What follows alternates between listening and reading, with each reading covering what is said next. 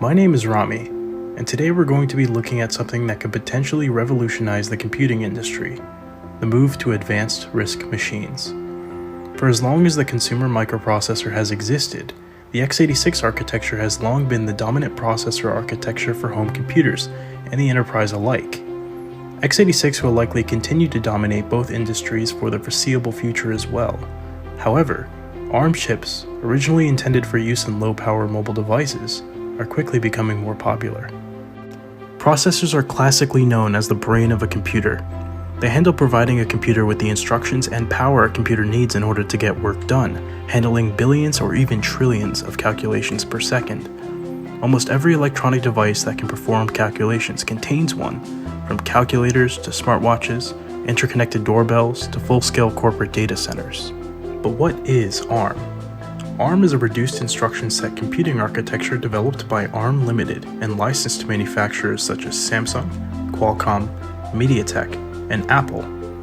ARM designs both the architecture itself and cores which are incorporated into other companies' products. ARM was mainly designed for low-power mobile computing. ARM chips are typically used in devices such as smartphones, watches, and various IoT electronics. Reduced instruction set computers, or RISC, have existed for quite some time. The very first RISC prototype was designed by John Koch as early as 1974. To understand what RISC is, we'll first take a look at complex instruction set computing, or CISC. CISC was the norm prior to the birth of RISC, and still is the norm for home computing and the enterprise to this day. CISC was designed with the goal of completing a task in as few lines of code as possible, and CISC chips come with a variety of instruction sets. RISC, on the other hand, removes instruction sets seldom used, maintaining simple instructions in order to improve efficiency and sometimes performance.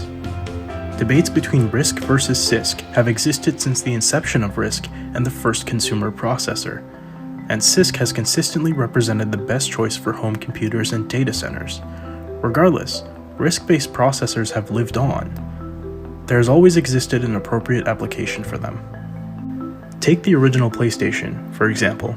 While modern PlayStations such as the 4th or 5th generation consoles utilize AMD-based x86 processors due to their inherent complexity, the first 3 generations of the PlayStation contained RISC processors. The transition to x86 for the PlayStation was both one made to address the many different new functions of PlayStations, essentially serving as home entertainment centers as opposed to gaming consoles exclusively, along with making development much easier in addition to reducing costs.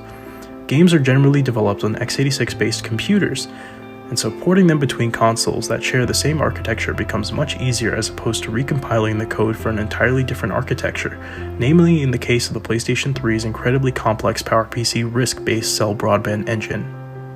While some devices have moved from RISC to CISC, others have done quite the opposite. While Apple isn't necessarily the first company to do so, the company has a history of dabbling with both designs. Apple designed CISC-based computers since their inception, moving to RISC in the form of PowerPC in 1994.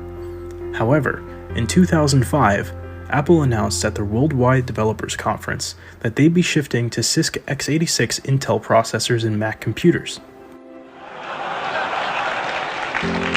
We are going to begin the transition from the PowerPC to Intel processors, and we are going to begin it for you now and for our customers next year.